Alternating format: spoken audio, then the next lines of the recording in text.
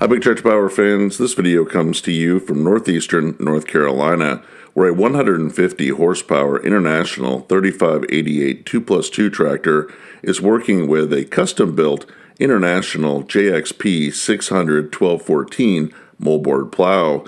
This tillage team is turning over the soil to prepare the ground for planting peanuts. In this presentation, I would like to share with you the tractor's production history, specifications, and original price tag, as well as visiting with the owner about the custom 12-bottom plow that he built. But first, let's head out to the field so that you can see and hear this Red Power machinery hard at work.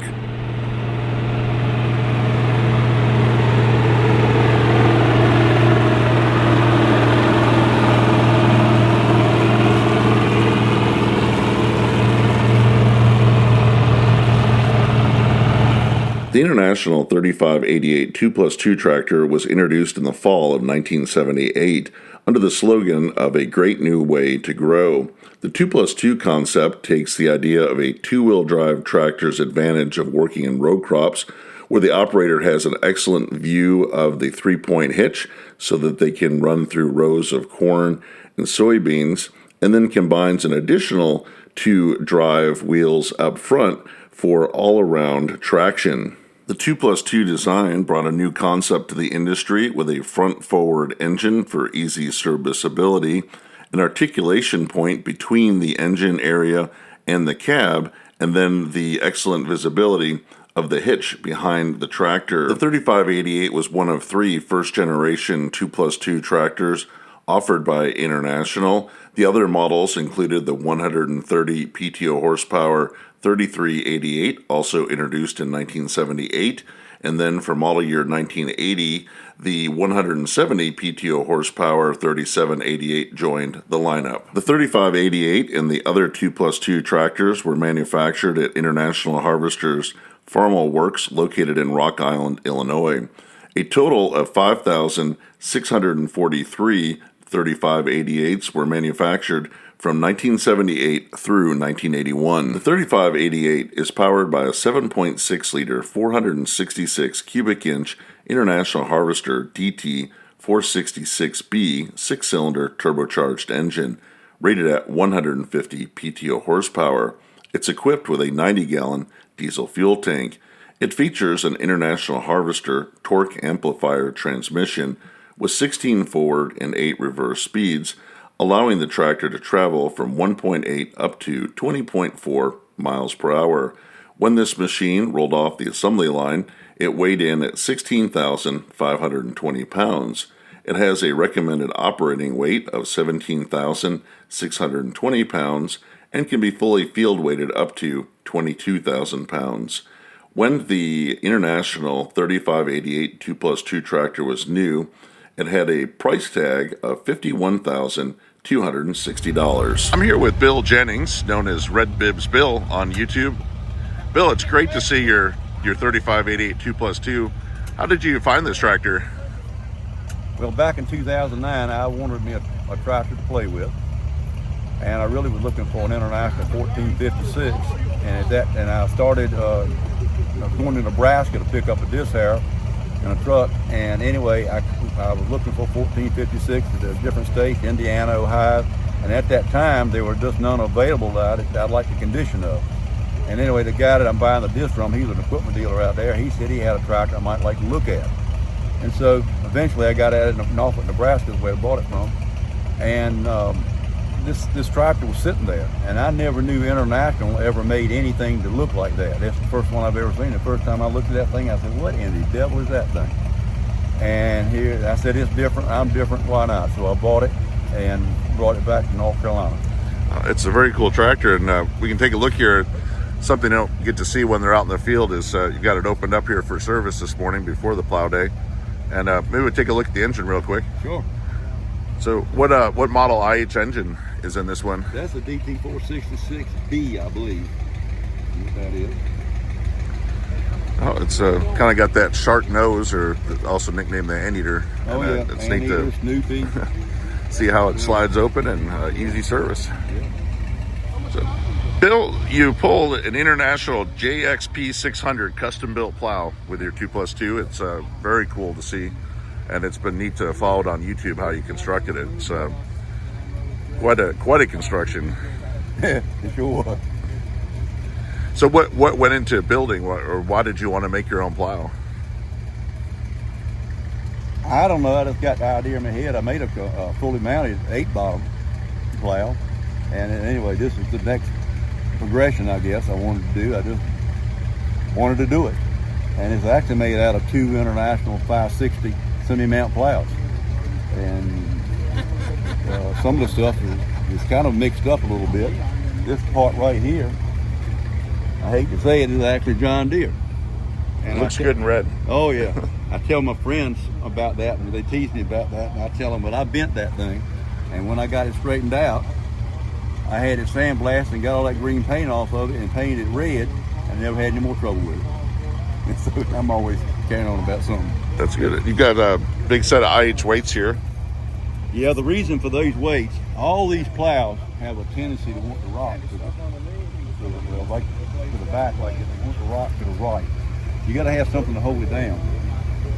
And if you look at some of these other plows around here, they got a long tongue that sticks out here. And as it goes up and down, they work hydraulically. That heavy tongue helps hold this corner down, plus they can use some of the weight of the tractor.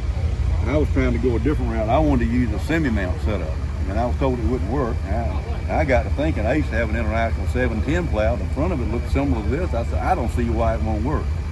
And I just kept messing with it, and what I found out, 500 pounds was my tipping point right here.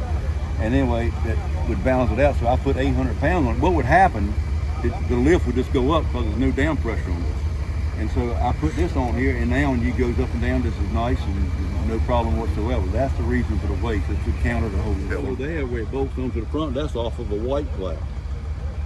And the little pink ribbons you might see around my plow, it's something I got to do over there, and I do that so I won't forget my little things to do. That's a good way to remember. And you've got the IH flex frame, like the International 800 plows there, right? Kill. Right. And this is where it hinges on yours. This come off of an International 800 plow. They come out of Minnesota. This plow has a little bit of best of all worlds with the plowing technology.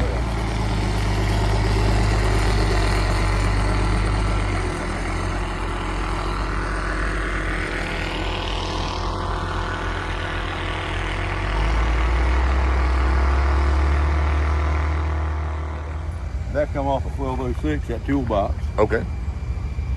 This back here, they actually, the sockets, the fast hitch sockets come off 144 mile tractors. You know, they had a 1-point hitch. I got 2 of them and mounted them.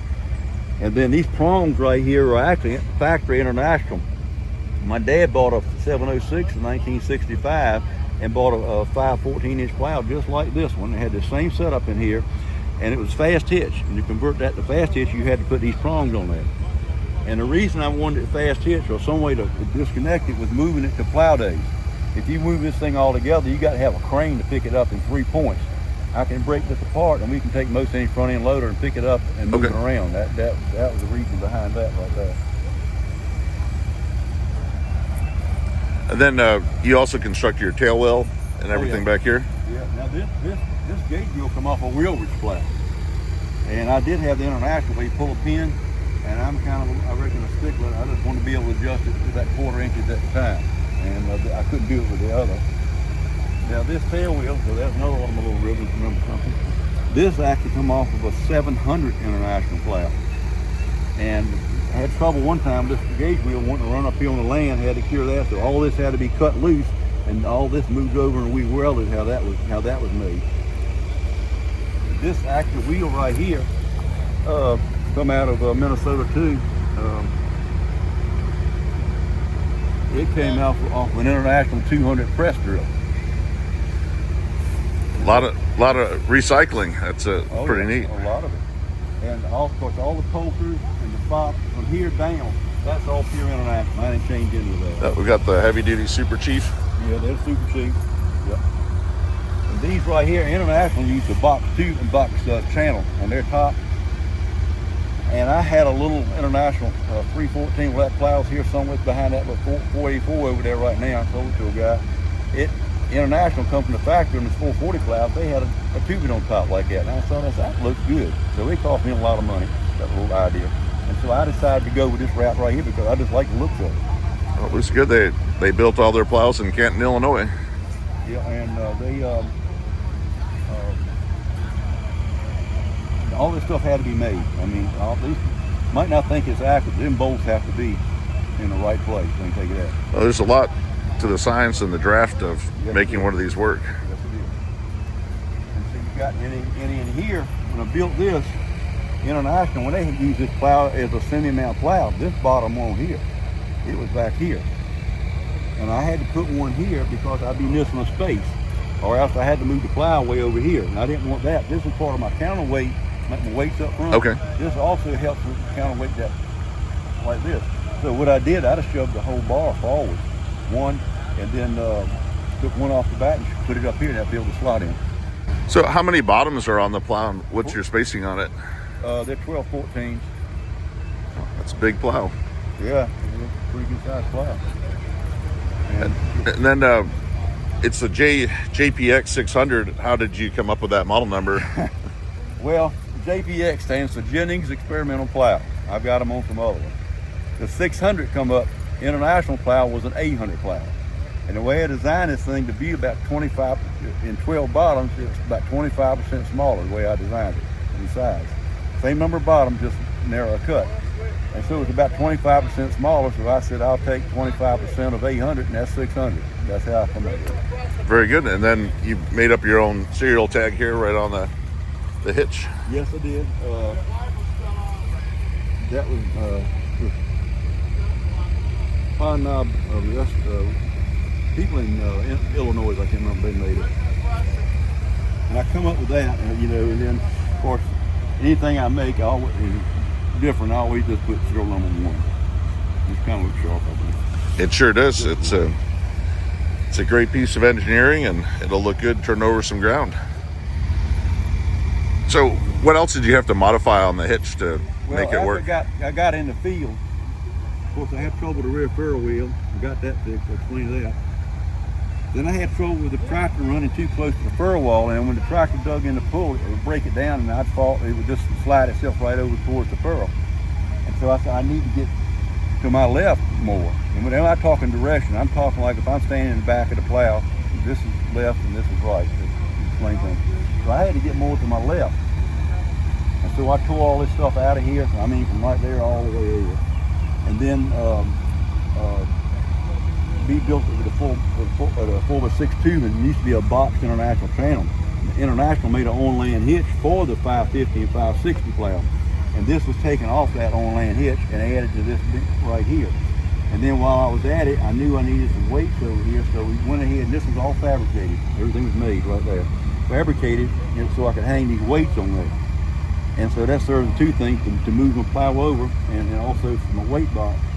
And then you got to get your line of draft correct, or you can get your line of draft off, and then make that plow and aggravate, in my opinion. But anyway, everything is a center line of pull. When this tractor pulls from where the drawbar hooks up under the tractor, all the way back to center line of draft, which is somewhere right in between where those plows break at. And anyway, that's the story behind this. So this tractor has a lot of weight and some big cleats with the tires here. Oh yeah. When I got this tractor, it had 18.438s on it.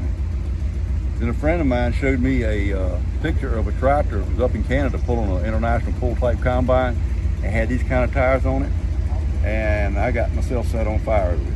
And so I found some of the rims and the castings in Indiana, and the tires on them were wore out. I didn't care about those too much. I needed the metal.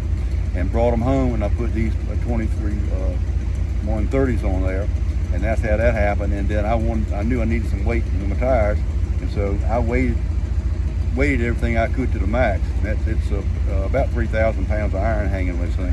With a 12 bottom plow back there, 1214, that's a pull. So you've got weights here, and then you also added weights on the nose here as well. Yeah, I did those really for looks.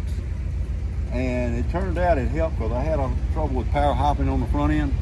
And I put that 1,000 pounds up there. They were off of 4166. Got those out of Minnesota and mounted those on there, and that power hyphal pretty much cut out. But if you really, I love the look, but it also helps functionally too. Well, Bill, thank you for bringing this tractor out to share, and it's very interesting to see all the creativity you've had to kind of re-engineer it and make it a super plowing machine. Thank you very much. Enjoyed it, and a lot of work, but just my thing. It's paid off. I reckon so. Don't ask my wife that.